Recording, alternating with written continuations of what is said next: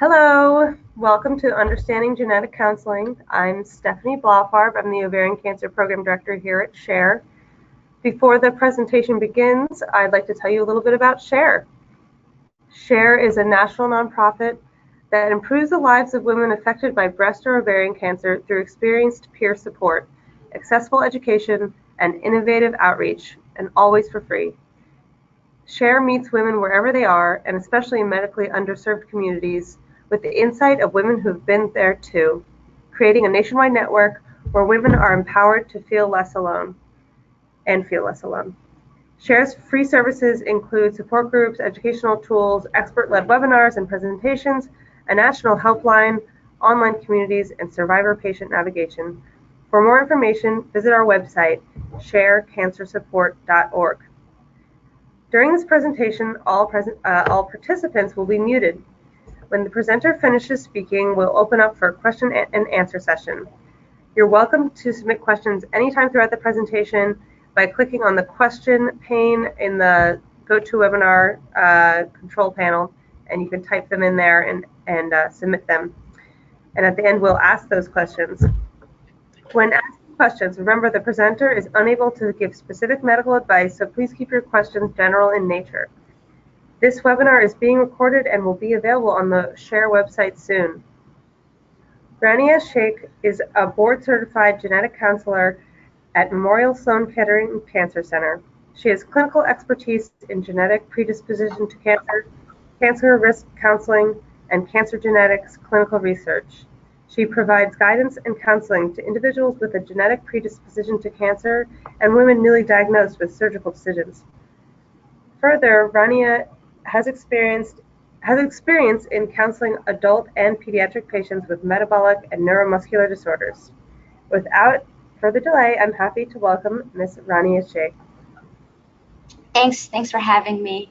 I'm excited to be able to talk a little bit today about understanding genetic counseling and really the role of genetic counseling and testing in breast and ovarian cancer. So just to give you a little bit of an overview about what we're going to be covering today, we obviously will touch base on what genetic counseling is, but also what some of the goals are of a genetic counseling session, who are the individuals that typically need to see a genetic counselor or GC, and what the process may entail like from beginning to finish. We'll briefly cover what hereditary cancers may mean and how genetic test results can also be used to impact things like treatment, but also future decision making. Finally, we'll end by just giving some time for questions and letting you know how you can find a genetic counselor local to where you are. So let's get started with some definitions. Genetic counseling is the process of helping people understand and adapt to the medical, psychological, and familial implications of genetic contributions to disease.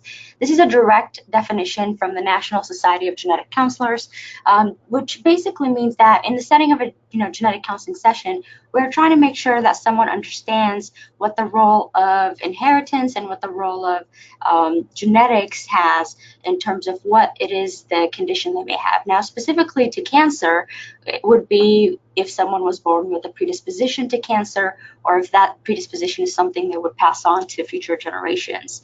The field as a whole was founded in the late 70s, really starting off with prenatal and pediatrics actually, and then cancer came in a little bit later, and now we have a lot more fields like cardiovascular, neurology, etc.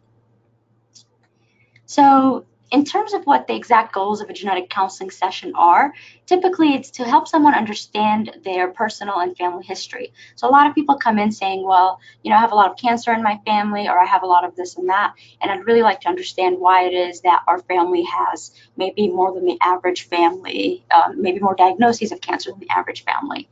Another goal is to have early detection and risk reduction, which we'll go into a little bit later. Treatment decisions, of course, is a big one. And then some people do choose to use this information for family planning. We also do try to provide individuals with support networks, such as Force, Bright Pink, and of course SHARE. And then opportunities to participate in research can come as well, sometimes later in the session. And then sometimes there's some patients' main focus as well, if it's more of a rare condition that they're coming in for. So the people who usually come to genetics are a very diverse group. I'll start by talking a little bit about some things that are specific to Memorial Sloan Kettering, but I'll try to keep it very general since we have listeners from all different backgrounds. But here at Sloan Kettering, we see patients that are in active treatment currently, patients diagnosed with cancer in the past. So that can be a previous Sloan Kettering patient or someone who's never been a patient at Sloan Kettering is welcome to come as well. And then we also see individuals without a family history or a personal history of cancer, I should say. So someone who's never had cancer but has a family member with cancer is also welcome to come in. So some indications that may lead these individuals to come in is having a cancer diagnosis at a young age. This can be in themselves or in other family members. Multiple diagnoses in a single family is also an indication to come in. Multiple relatives being affected with related cancers. So some cancers that may be related are, breast, prostate, those can be actually seen under one umbrella, and I'll get into that a little bit later. Ancestry can also play a role, which we will talk about a little bit more too.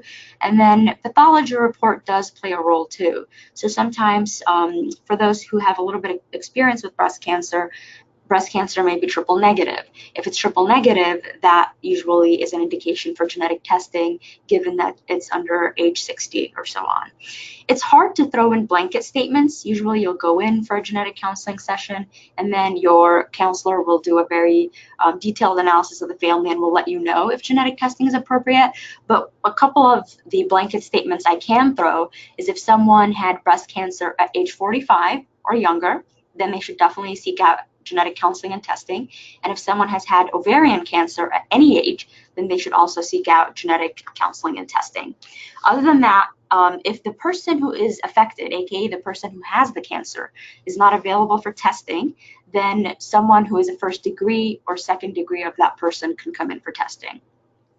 The reason we want affected individuals to usually be the first person to test is because their results have the most meaning and value. So even if someone is unaffected and they're the ones who are more motivated, for someone who's unaffected, for their results to actually have strong meaning and value, we still would need the person who is affected to be tested.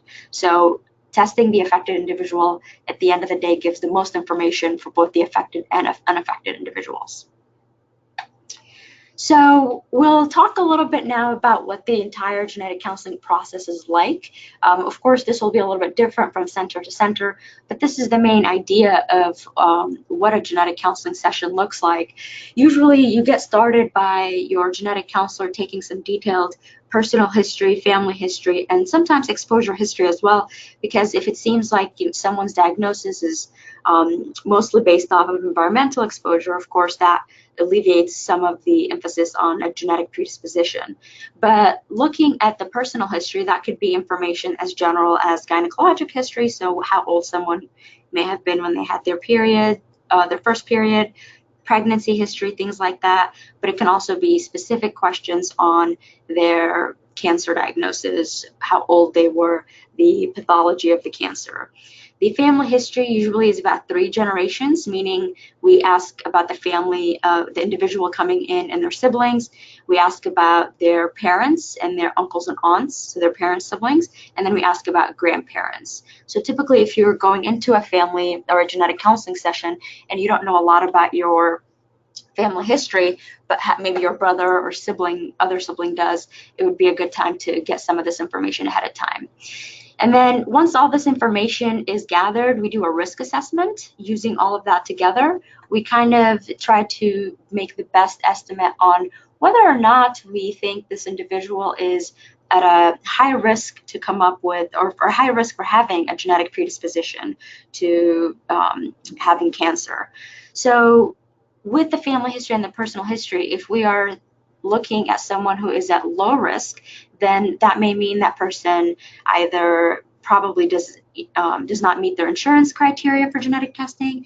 It may also mean that that person's genetic or cancer diagnosis was most likely a sporadic event, meaning just part of the general population, something that happened maybe with aging or environmental exposure, or something that is mainly not genetic. And then, if someone's in that medium category, then definitely we would want to have a more detailed conversation with the patients, looking at if there's anything we missed and if there's any reason that would push us to think someone is maybe closer to high or closer to low, and where we should go from there. And then finally, of course, if someone is at the high category, then we do go ahead and offer them genetic testing. At the end of the day, genetic testing is voluntary, so even if someone is in the high category, we definitely want to make sure they want the testing. So if someone does want the testing, then we go ahead and educate them about what the testing means, what its implications are for them, for family members, for the future. People have a lot of questions about how their genetic information can be used in the future and privacy. So we discuss all of that. We discuss the psychosocial implications of genetic testing.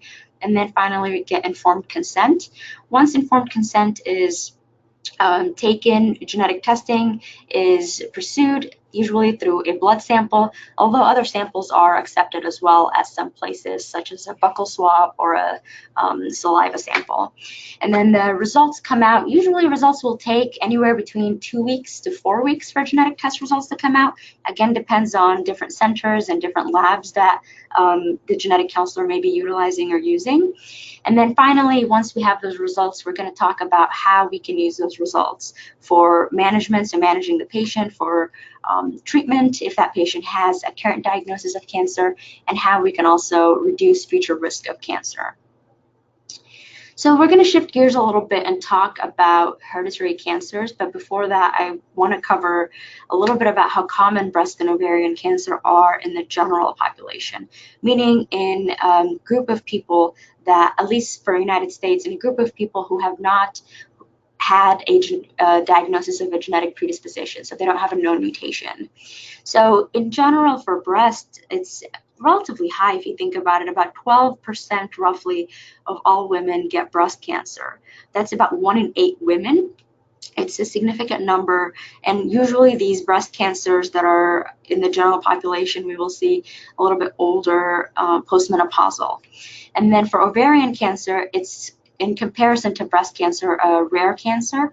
We see it in about 1.3, 1.5% roughly of the general population, and that's approximately 1 in 70, so it is much rarer. But now if we put this into how common are hereditary breast and ovarian cancers, if we look at everyone who has breast cancer, about 5 to 10%, so that yellow piece of the pie, are the group of people that usually will have a detectable mutation or change in the gene.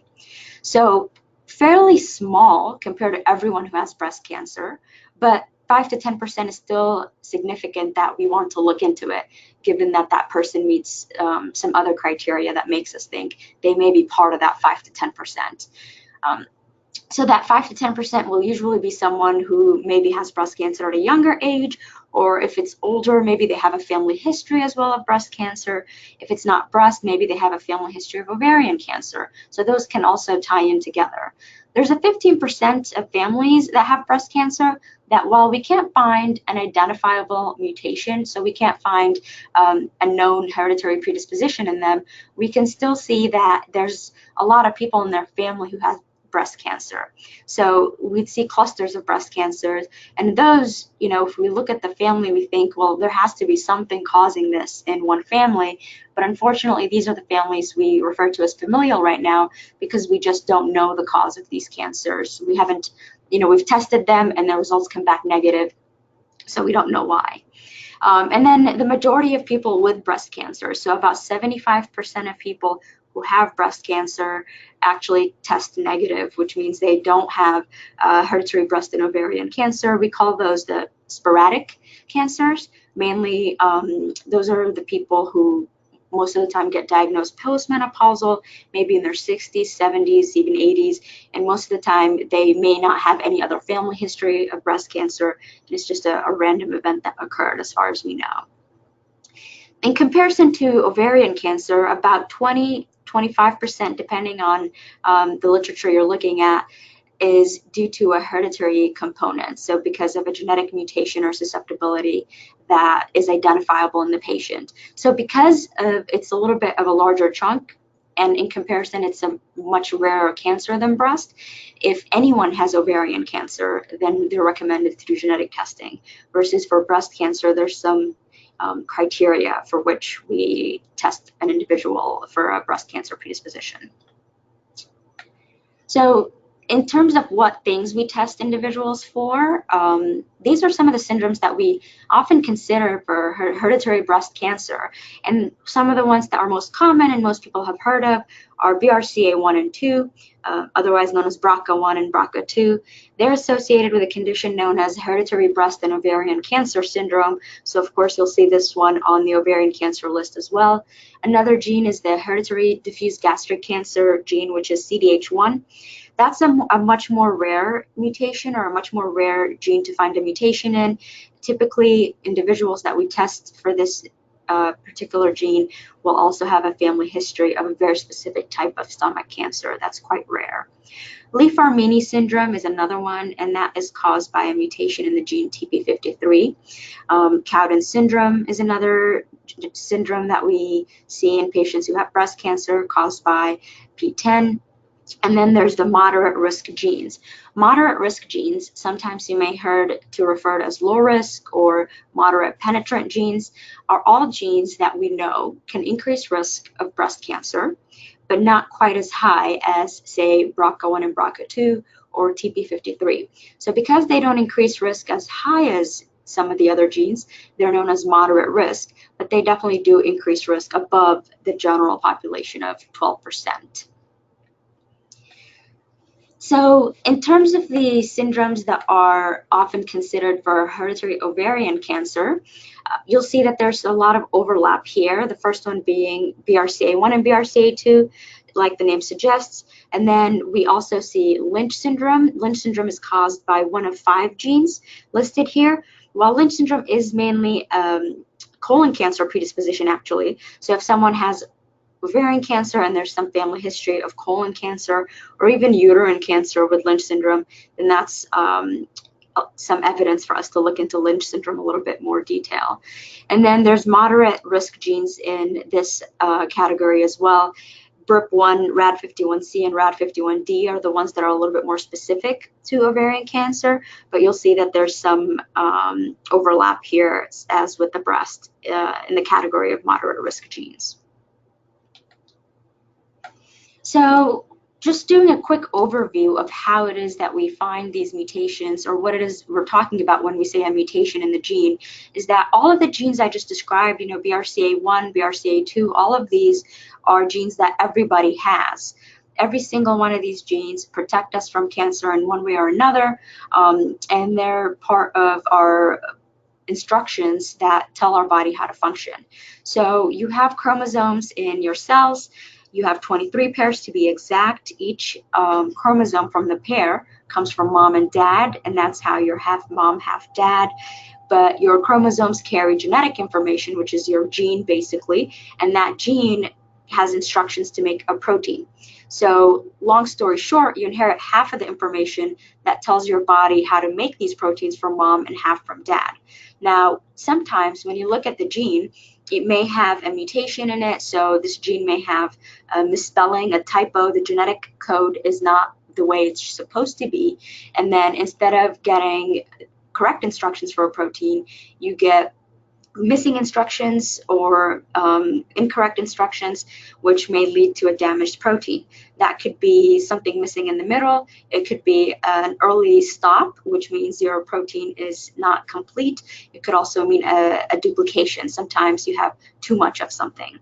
So when we talk about someone having the BRCA gene or the BRCA gene, we're really saying that that individual has a mutation or a change in their BRCA gene, because everyone needs the BRCA1 and 2 genes to have healthy bodies.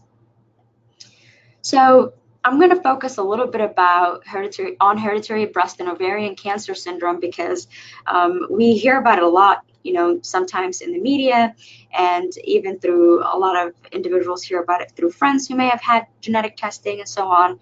So BRCA1 and BRCA2 genes, like I said, everyone has those genes, but something that we tend to not focus on, or is not focused on in mainstream media, is that they increase risk for breast, ovarian, prostate, and pancreatic cancers. Typically, we associate them with breast cancer a lot, and that's fair because breast cancer is the highest risk if someone has a BRCA1 or BRCA2 gene, but ovarian cancer comes as a close second as well. especially given that ovarian cancer can sometimes be, or is actually much more aggressive than breast, and there's less options in terms of some of the preventative measures. We try to make sure that individuals undergoing testing for BRCA1 and 2 understand that this can give them information about ovarian cancer risk as well, not only breast cancer. And then prostate cancer, of course, that's more specific for men, but men can also get breast cancer based off of BRCA1 and 2 mutations, but also sporadically, although of course much more less common than females. And then finally, pancreatic cancer can also be associated with BRCA1 and 2. I won't focus on all these other cancers, but usually when someone is getting tested because they're worried about breast cancer, it's important to know that the testing can give them information about a lot of other potential cancers as well. Finally, there are what we call founder mutations in the Ashkenazi Jewish population. Essentially, founder mutations are when we see a specific type of mutation within a gene in a much higher prevalence, or just more people have that mutation based off the fact that they are of a specific ancestry. So that's how ancestry can play a role in genetics. I'm going to go through this really quickly just to paint a picture. If you were to look at the BRCA1 and BRCA2 genes, they are essentially two genes that are of different sizes on different chromosomes, and you can have a mutation anywhere in the gene essentially. Thousands of mutations can occur, which can cause someone to be at an increased risk for cancer and have hereditary breast and ovarian cancer syndrome. But there are two very particular locations in the BRCA1 gene and one location in the BRCA2 gene. These three locations together, or these three mutations together, are called the Ashkenazi Jewish founder mutations, and they are present in about 1 in 40 Ashkenazi Jewish individuals. So if you were to put that in comparison to non-Ashkenazi Jewish individuals or general population, the risk is approximately 1 in 400. So it is in a much higher prevalence in the Ashkenazi Jewish population. So if someone had breast cancer and was of Ashkenazi Jewish population, usually we test for these three first, but that doesn't mean they could not have another mutation somewhere else in the gene. They could, and actually maybe 2 to 3% of Ashkenazi Jewish people have non-Ashkenazi mutations, but the most likely answer is going to be one of these three. So typically you'll see that some counselors will start with just these three, and then if nothing comes up, they'll expand to testing the rest of the gene and some of the other genes we talked about earlier. So we're going to shift gears here to how genetic testing can be used, which of course is a big part of genetic testing because we want to be able to utilize that information in a way that helps us, because sometimes genetic testing can add a lot of anxiety to an individual's plate already if they're especially dealing with current cancer diagnosis. But there's a lot of other ways that genetic testing results can be used. The first and foremost is that it can have direct impact on treatment. Someone who has breast cancer may be trying to decide if a lumpectomy, which is removing the cancer tumor from the breast, leaving the rest of the breast intact, versus a mastectomy, which is removing both breasts, is appropriate. So in the setting of a BRCA mutation, we know that the risk of having a second breast cancer, and this is important to distinguish that we're not talking about a recurrence, so the same breast cancer returning, but having a completely new second primary breast cancer in the same breast or in the other breast is higher than for someone who doesn't have a BRCA mutation. So given that information, some patients may say, well, I don't want to necessarily take my chances and go through a second breast cancer diagnosis. So they may opt out for a mastectomy, even if their cancer can be treated with a lumpectomy. On the other hand, even if someone has a BRCA mutation, they can say, well, I'd rather not go with the more drastic surgery. I'm going to just remove the tumor, and I'm going to go ahead and do what we call high-risk screening.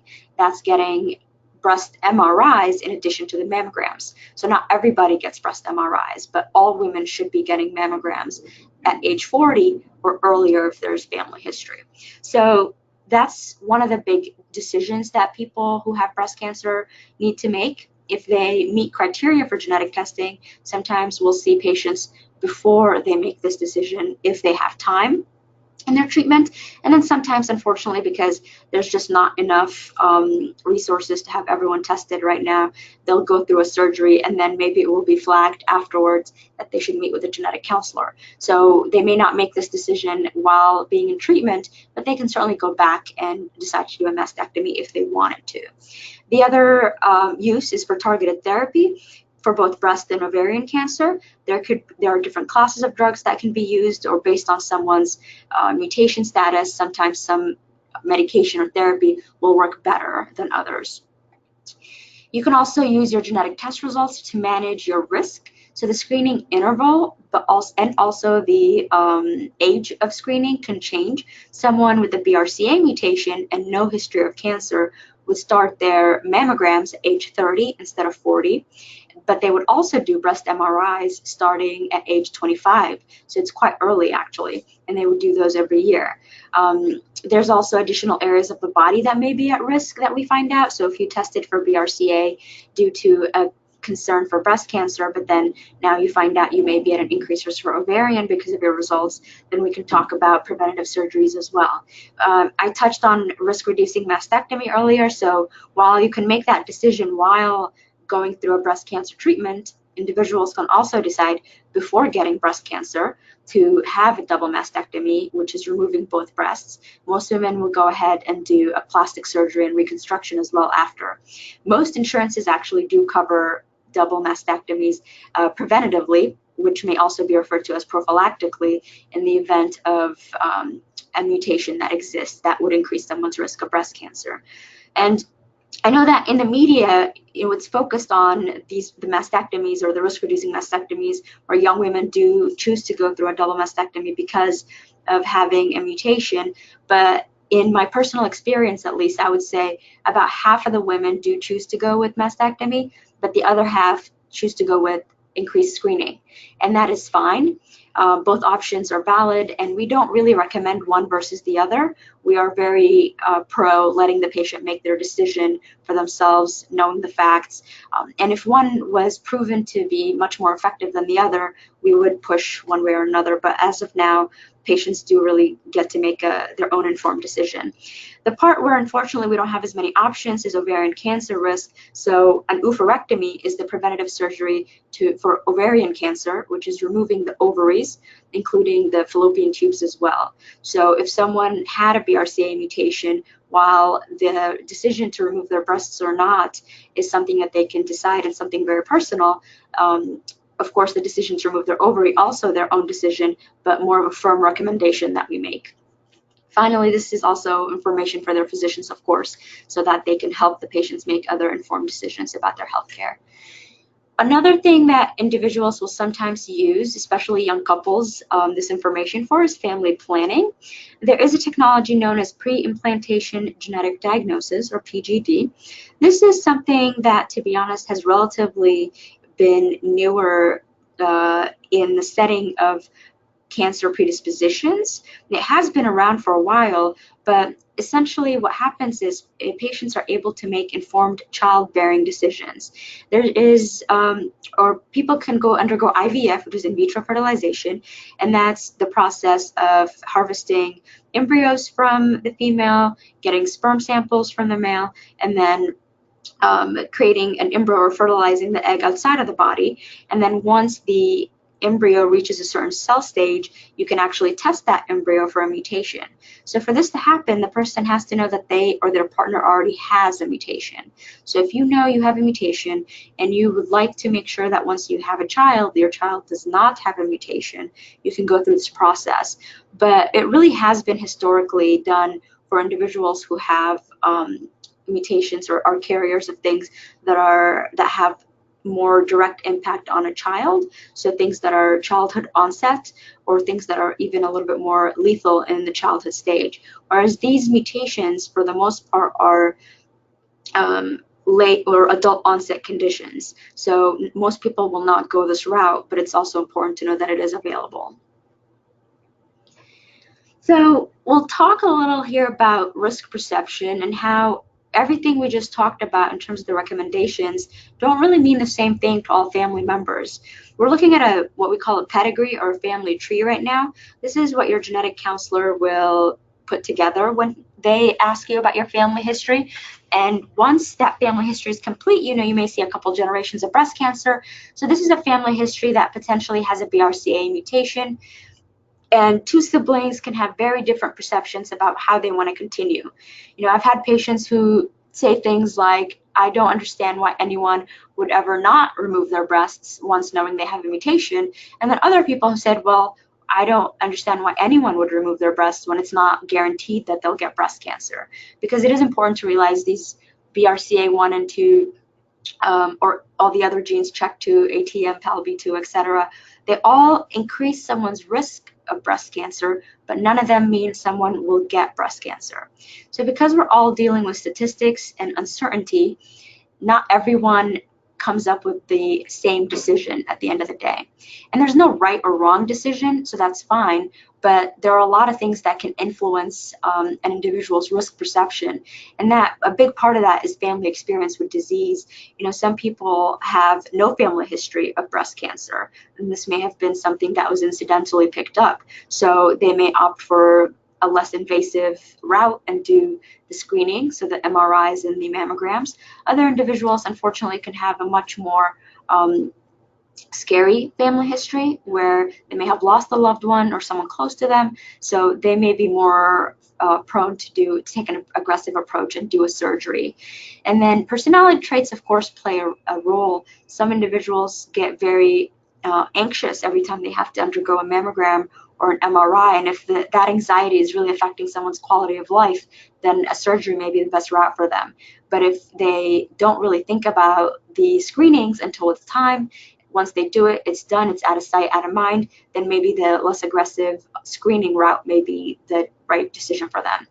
So things like cultural, social, religious factors, things like education levels, family relationships, and support from other individuals in the family all can play a role on how someone can perceive the same numbers and the same statistics at the end of the day.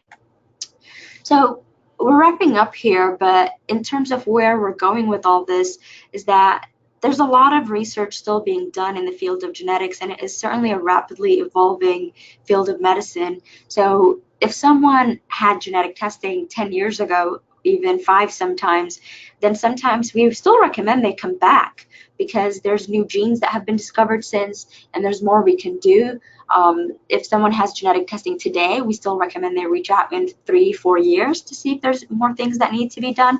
So there's definitely a lot of work being done in the entire field. There's a lot of work being done connecting different mutations to new therapies. So it's important for an individual who's had genetic testing to stay in contact, especially if they had negative results with their genetic counselor or healthcare provider, to know if there's anything else that they need at that time. Some of the other things we're kind of coming up on is population screening. A lot of people ask, well, why don't we just test everyone for all of these? And while we can't test everyone for some of the higher risk mutations that are a little bit rare, we are working on testing at least all Ashkenazi Jewish individuals for the common BRCA mutations. So just the 3 that I mentioned earlier. And actually there is a study ongoing right now called the B4 study, and the link to access that study is bforstudy.com, and it offers free testing for the Ashkenazi Jewish mutations, so only the 3 spots in BRCA, 1 and 2, and it offers it right now, I believe, to individuals in metropolitan New York area, so New York, New Jersey, Connecticut, the entire state of Massachusetts, and areas of Philadelphia and Los Angeles as well. The study will expand in the future, and hopefully this proves to be, the numbers prove that this is well worth doing, then hopefully population testing will be available for all Ashkenazi Jewish individuals within the entire United States. Personalized medicine is also a big future direction. We're trying to refine the risks based on an individual's genetic information instead of seeing someone as a statistic on a paper. We want to make sure that we're using their genetic information to give them very personalized recommendations. And finally, treatments, things like PARP inhibitors and immunotherapy are targeted treatments that we can use for individuals that may have a mutation. I'll leave you with some information on how to find a genetic counselor. If you don't live in the New York area, or anywhere you may live, you can go to nsgc.org, which is the national site of genetic counselors. So if you go into Google and type "find a genetic counselor," this page will come up. It's the first option, but you can fill in this information, put in your state, postal code, and some other information in the specialty you want to see. So make sure you select cancer if that's what you're looking for, or if you're looking for a different specialty, then you can select that too, because your cancer counselor is probably not going to be able to answer some of the questions that you may have about, maybe a heart condition or so on.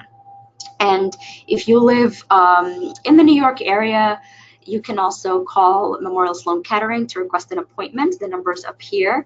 We have several locations, including 70th Street in Manhattan. That's our main office, but there's additional locations in Manhattan, as well as some in New Jersey, including Baskin Ridge, Monmouth, and Bergen, and a location in Long Island as well. That's pretty much it. Thank you all for tuning in. This is our clinical genetics team. We're growing. We have about 7 physicians now and 18 counselors. And with that, I'll take some questions. Great, thank you. So now let's start the Q&A. You can still submit questions in the question pane on the side of the GoToWebinar software pane there. Just click on the questions drop down, type it in, press enter. So what time in the treatment, I guess in folks' experience with cancer, from newly diagnosis to recurrence or whatever, what time is it good to get your genetic testing? So that's a great question. For breast cancer, if someone wants to make a decision, the best time to get testing is right after diagnosis and before surgery. So then they have information on whether they want to pursue a double mastectomy or a lumpectomy, assuming a lumpectomy is appropriate for treatment. If they've already had a lumpectomy, then they can still do genetic testing before radiation therapy, because radiation therapy, while you have to do that typically after a lumpectomy to make sure the margins are clear, it's something that we try to avoid if an individual is going to decide to do a double mastectomy regardless. So it's additional treatment that you wouldn't need otherwise. So first option is after diagnosis before surgery. Second option is after a lumpectomy before radiation therapy. But if you've already had radiation therapy, then it's not urgent by any means, because your genetics is something you were born with. So just whenever you are able to get in within a few months, a year, that's fine. But after you have a diagnosis and especially if you're done with surgery, there's no rush. You should wait until you've recovered and are feeling well enough to come in for an appointment. Okay. What is the next step after getting a positive result for, say, BRCA1 or BRCA2 mutation? So if someone has a positive result, if they're in treatment, of course, the best next step is to discuss what the treatment options are based on the new results. Sometimes individuals who have metastatic breast cancer, for example, can also benefit from additional therapeutic options. Same for individuals with ovarian cancers. They may benefit from new therapeutical options based on the genetic test results. But it depends on how old someone is when they receive these results. If someone is 23, 24, the next step is really do nothing. You should wait till you're 25 and start your first breast MRI, and that's with the current guidelines. Of course, things change as we learn more. If someone is in their 50s, we may talk about removing the ovaries, because typically removal of the ovaries doesn't happen until post-childbearing, or in the 35, 40, 45 age range, depending on the mutation. So each mutation is going to have a specific set of recommendations, but the first step usually is to follow up with your genetic counselor to see what the recommendations will be. So depending on your age, there may be more urgent things to do, or you could wait a little bit. But one thing you can always do is tell family members who need to be tested. So all first-degree family members should always be tested. And then even further, cousins and whatnot should also all be aware of the results. Okay. What about You mentioned oophorectomy, which is removing the ovaries that can happen after childbearing. What about removing the fallopian tubes? Right. Definitely, when we talk about oophorectomy for BRCA patients, we do say a bilateral salpingo oophorectomy, which includes removing the fallopian tube. Definitely. Actually, there's a lot of research in this field right now, and a lot of people think that these ovarian cancers may even start in the fallopian tube. So we 100% recommend removing the ovaries with the fallopian tube. Some people ask, what about the uterus? That's a separate question, and that's usually a discussion you can have with your gyne-oncologist. But we don't typically recommend removal of the uterus for a BRCA mutation. Okay. My next question, I think you sort of answered, but I'm going to ask it anyway. Will genetic counseling help me understand how my specific mutation will affect closely related relatives? Yeah, great question. So definitely, if you have a mutation, that means all first-degree relatives are essentially at a 50% risk of having that specific mutation. And usually, the first person that gets tested gets a big kind of blanket testing of several genes. So we call those a panel. But once we have kind of pinpointed the gene and the exact mistake or mutation in the gene, then we go ahead and test other family members exactly for that. So if they're first degree relatives, so like children, siblings, parents, they all have a 50% risk for having the same mutation. And that's kind of like a coin toss or a coin flip. It's going to be 50% with each child. So if your first two are negative, the second two don't have to be negative necessarily. It's going to be with each pregnancy. And then, of course, as you go further out to other family members, cousins, maybe at 12% risk, 12.5. Aunts and uncles are going to be at a 25% risk without knowing your parents' risk. So yes, your information will tell you what the chances other family members have a mutation is, or what the chances they may have a mutation, but it won't tell you their risk of getting a cancer until they get the results, because we'll need to know if they're positive or negative to appropriately assess their risk. Okay. Does insurance cover genetic testing usually? Yeah, so it definitely depends on what your insurance carrier is. Most insurance companies do cover genetic testing as long as they deem it medically necessary, right? Which is the tricky part. What is medically necessary? There are a lot of criteria out there that suggest genetic testing is appropriate if A, B, and C is met, or so on. Most widely used is the NCCN criteria, and most insurances will test you if you meet NCCN criteria. And NCCN criteria does have some of the blanket statements I threw in earlier, like anyone with ovarian cancer, anyone with breast cancer, 45 or younger. But there are other insurance companies, off the top of my head, like Aetna or United or so on, that may have their own set of rules that they published as well. And so you might have to meet your own specific insurance criteria as well sometimes. And most of them keep it close to NCCN's guidelines. But for most people, insurance covers testing. And then, of course, there's all these, your deductible, et cetera. And then Medicare patients also can get testing. And there's also a special set of rules for Medicare patients. And they can get coverage as well. Okay. And what about insurance discrimination? If you get tested and you find out you have a genetic disposition to get a cancer, do you need to worry about insurance discrimination in the future? So that's definitely a good question and a hot topic for a lot of people looking into genetic testing. There are federal laws right now in the United States that protect you from having your genetic information used against you to discriminate against having health insurance or against having or against employment, for example. So those are two things that are protected under a law passed in 2008 called GINA.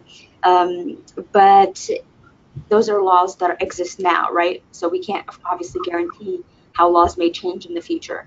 Some things that are not protected, though, is life insurance or long-term disability insurance. Those things are not protected against discrimination by using your genetic test information.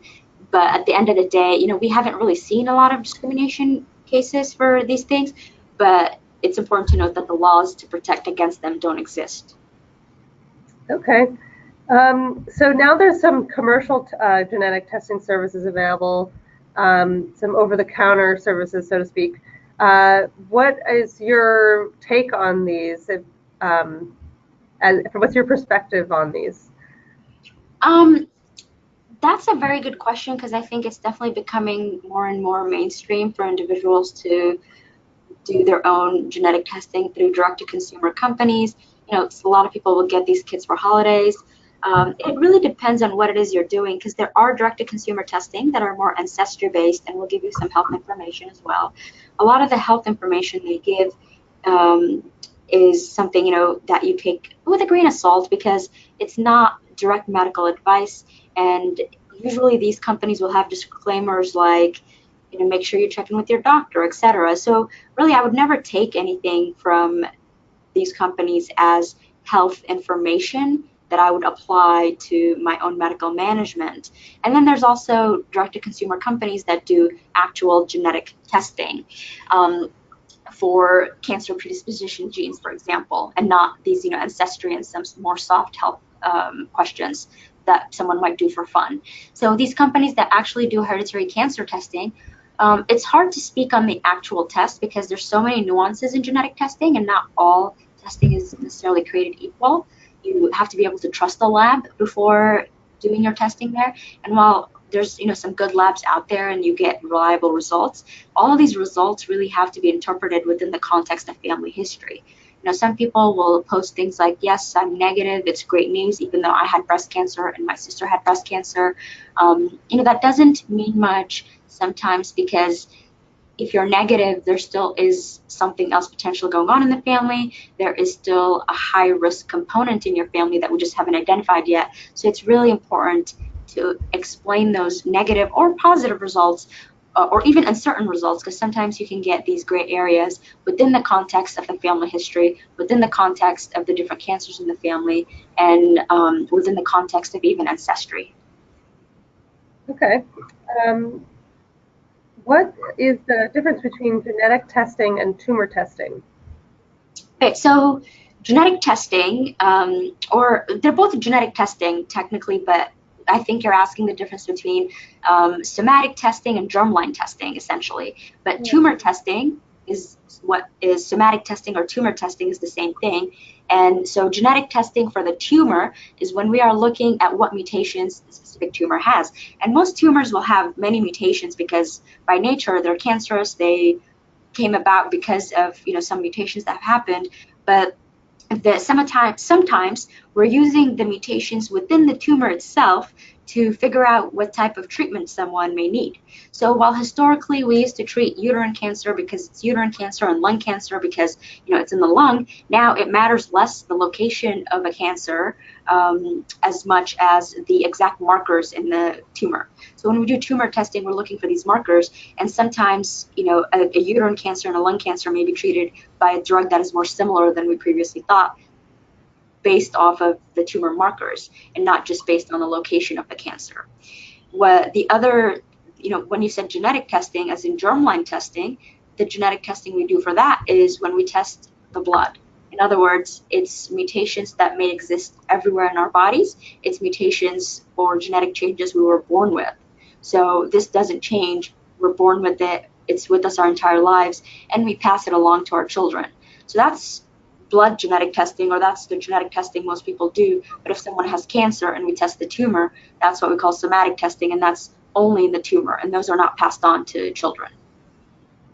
Okay, so if somebody has been diagnosed and is in treatment, would you, for breast or ovarian cancer, would you suggest that they maybe get both germline and somatic testing, genetic testing? Right. So definitely, if they meet criteria, or if they are what their you know, they can talk to their oncologist about it, and the oncologist or the surgeon will usually refer them to genetics if they feel like that person is at high risk, or at even a reasonable enough risk that they should have a conversation about it. But for the tumor testing, at least here at Sloan, we are trying to move forward in a direction where we're trying to do tumor testing for most people, but it is a little bit newer in that it's not offered everywhere in all centers. But the oncologist usually will decide if tumor testing is appropriate, because the tumor testing information is not used by the genetic counselors as much, or the genetics team as much, as it is by the treating physicians, because the treating physician will decide you know, what treatments are appropriate based on the results of the tumor testing. But based on the results of the blood testing, genetics service will help someone identify how best to proceed, not just for the current cancer, but for everything else. Does that make sense? Yeah, yeah. And I think you mentioned when we do germline genetic testing, that is blood testing. Yeah. And just to clarify, because I know these some of these direct-to-consumer companies, they do saliva testing. Yeah. So you can do it. I mean, in the hospital setting, you usually do a blood test. Yeah, so yeah, in the hospital setting, usually it's blood. Some hospitals will do spit as well, you know, especially if it's a child who we're trying to avoid a blood draw on. And like I said, some companies will do spit as well, or like you said, I'm sorry, but it doesn't really matter at the end of the day, whether it's blood or spit. If you extract the DNA from the sample, then it's pretty good. The only issue is, you know, you might not be able to extract a DNA sample from a spit sample if you know, if the person didn't provide an adequate sample. Then it's not a big deal. You would just ask them if they could provide another spit sample. So there's, I think sometimes people wonder if it's less reliable if it's on spit. That's not really the case. Okay. Is there any special consideration for ovarian cancer patients? Like, I know you had mentioned some examples with breast cancer, but when you're talking to an ovarian cancer patient, do you is there any special advice you give or any special consideration for genetic testing or for somatic testing, tumor testing, or anything like that, or how that impacts decisions? Or... Definitely because ovarian cancer is so rare, anyone with ovarian cancer, we recommend get genetic testing. And of course, ovarian cancer can be different in the pathology as well. You know, high-grade serous versus low-grade versus other types. But for individuals with ovarian cancer, the results can be used for targeted treatment. And actually, the ovarian cancers with mutations can sometimes respond better to treatment. But usually, if someone has ovarian cancer and they're already in treatment, they may not have results by the time, you know, treatment is even finished sometimes. So the testing still becomes important because, you know, and if someone, hopefully not, but if someone has a recurrence, then that is used, you know, the genetic test results are used at that time for treatment in the future as well. And it's also used to estimate risks for other family members. Even if someone doesn't have a mutation, there's always a risk for other family members based on the sheer fact that their family member had a certain type of cancer. That risk will be lower than if there was a mutation, but it still exists. Okay, great. I think that we've gone through most of our questions, so I think we'll just wrap it up. If you have any other questions, if anybody in the audience has any other questions, please feel free to call the SHARE helpline at 844-ASK-SHARE, and a trained survivor will be able to help you. Thank you to Rania Sheikh for an informative program, and thanks for all of you for participating and submitting questions. Please take a moment to fill out the survey at the end of the webinar. It may take a minute for the survey to download, but please do fill that out. That's all. Thanks, everybody. Thank you.